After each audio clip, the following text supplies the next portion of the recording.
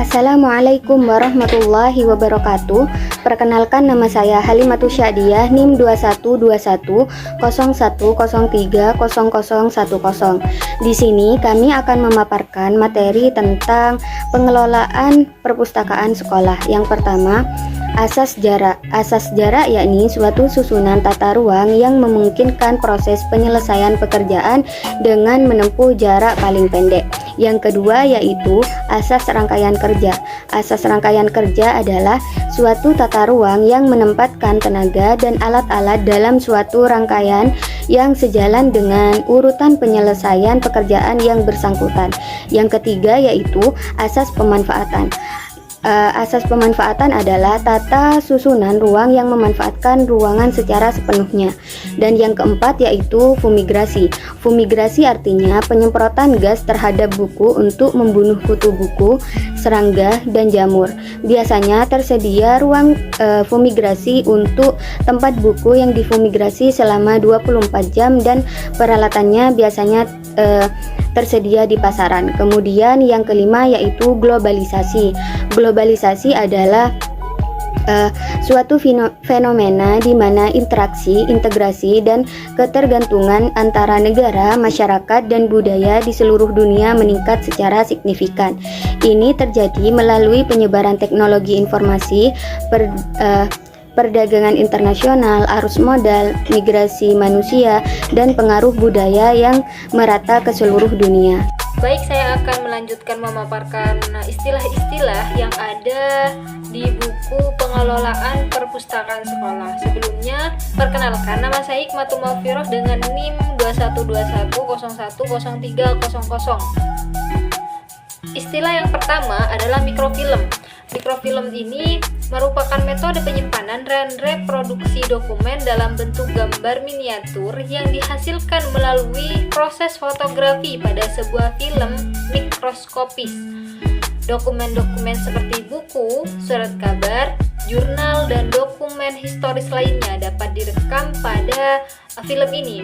Jadi, mikrofilm ini umumnya digunakan untuk menghemat ruang penyimpanan fisik dan mempertahankan dokumen-dokumen yang penting dengan cara yang tahan lama. Lalu, proses membaca mikrofilm tersebut melibatkan penggunaan perangkat khusus yang memperbesar gambar mikroskopis menjadi ukuran yang dapat dibaca oleh manusia. Untuk selanjutnya adalah istilah integral. Dalam matematika, istilah integral merujuk kepada operasi yang bertujuan untuk menemukan luas di bawah kurva fungsi tertentu dalam suatu interval tertentu. Jadi integral ini memiliki dua jenis utama. Yang pertama, integral tentu dan integral tak tentu. Integral tentu memberikan nilai numerik yang mewakili luas bawah kurva, sedangkan integral tak tentu memberikan fungsi antar turunan dari satu fungsi yang diberikan. Integral adalah konsep penting dalam kalkulus yang memiliki banyak aplikasi dalam berbagai bidang, termasuk pada bidang fisika, ekonomi, dan teknik. Istilah yang ketiga yang saya temukan yakni glosari. Glosari ini adalah daftar kata-kata khusus beserta definisi atau penjelasannya yang biasanya disusun secara alfabetis. Glosari ini digunakan untuk memberikan pemahaman yang lebih baik tentang istilah-istilah yang mungkin tidak familiar bagi pembaca dalam suatu bidang atau konteks tertentu. Ini sering digunakan dalam buku teks, laporan, artikel, dan dokumen lainnya untuk membantu pembaca memahami dan merujuk kembali istilah-istilah yang digunakan dalam teks tersebut. Istilah selanjutnya yakni istilah manifesto. Manifesto adalah sebuah pernyataan atau deklarasi yang berisi pandangan, tujuan, atau prinsip tertentu yang diungkapkan oleh sekelompok orang atau organisasi. Manifesto biasanya dibuat untuk menyatakan visi, misi, atau tujuan yang ingin dicapai, serta untuk menginspirasi atau mempengaruhi orang lain untuk mendukung atau bergabung dalam gerakan atau ideologi tertentu. Manifesto sering digunakan dalam konteks politik, seni atau gerakan sosial untuk mengkomunikasikan ide-ide inti dan nilai-nilai yang dipegang oleh pihak yang mengeluarkannya. Untuk selanjutnya adalah istilah audiovisual.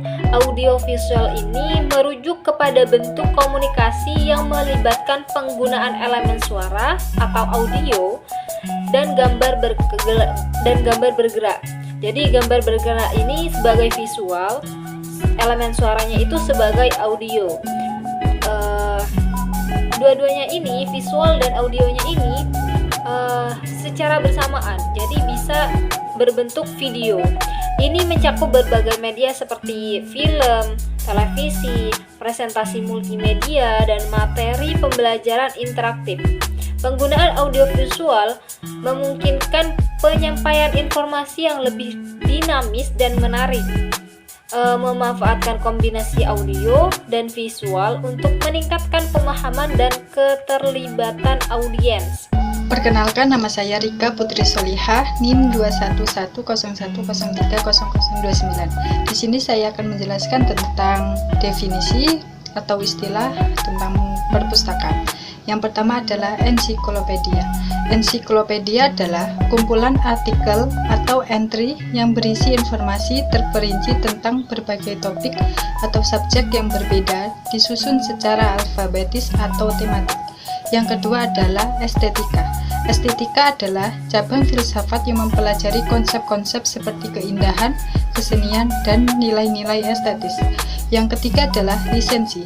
Lisensi adalah persetujuan resmi yang memberikan hak kepada seseorang atau organisasi untuk menggunakan dan mengakses sesuatu yang dimiliki oleh pihak lain. Yang keempat adalah rekonsiliasi. Rekonsiliasi adalah proses untuk mencocokkan dan menyeimbangkan catatan atau pernyataan keuangan dari dua sumber yang berbeda agar sesuai dan sejalan. Yang kelima adalah bibliografi. Bibliografi adalah daftar pustaka mencakup isi dan deskripsi suatu buku yang meliputi judul, pengarang, edisi, cetakan, kota terbit, penerbit, tahun terbit, jumlah halaman, ukuran, tinggi buku, dan ISBN. Yang ke-16 yaitu desiderata perpustakaan. Desiderata perpustakaan adalah daftar deskripsi bibliografis bahan perpustakaan yang akan diadakan oleh perpustakaan. Yang ke-17 eksemplar. Eksemplar adalah satuan untuk satu kertas atau lembar. Contohnya, berapa eksemplar yang Anda butuhkan? Yang ke-18 yaitu intellectual freedom. Intellectual freedom adalah kebebasan intelektual meliputi kebebasan memegang, menerima, dan menyebarkan gagasan tanpa batasan. Yang ke-19 yaitu piringan hitam. Piringan hitam adalah jenis format fisik untuk rekaman musik yang sudah ada jauh sebelum kaset atau CD. Yang ke-20 yaitu IKP. IKP kepanjangan dari Ikatan Penerbit Indonesia. 21 yaitu dropping buku, yang dimana layanan perpustakaan dengan cara meminjamkan buku kepada perpustakaan lain yang telah menjamin kerjasama dengan jumlah tertentu dan masa peminjaman yang telah disepakati bersama. Yang kedua film strip, yaitu salah satu bentuk media pembelajaran gambar diam yang dulu banyak digunakan oleh para pendidik di sekolah dasar dan menengah dan untuk presentasi perusahaan. Dan yang ke nomor 23 yaitu media statis, tiruan sebuah benda atau spesimen yang digunakan untuk keperluan belajar. Yang ke-24 card, yaitu bentuk media grafis yang digunakan untuk menayangkan informasi tentang tahap-tahap dalam sebuah proses atau prosedur. Dan yang terakhir 25 yaitu diorama, sebuah media pameran statis atau diam yang didesain untuk menyampaikan informasi tentang kejadian nyata yang terjadi di masa lalu atau sekarang atau menggambarkan masa yang akan datang dalam bentuk 3 dimensi.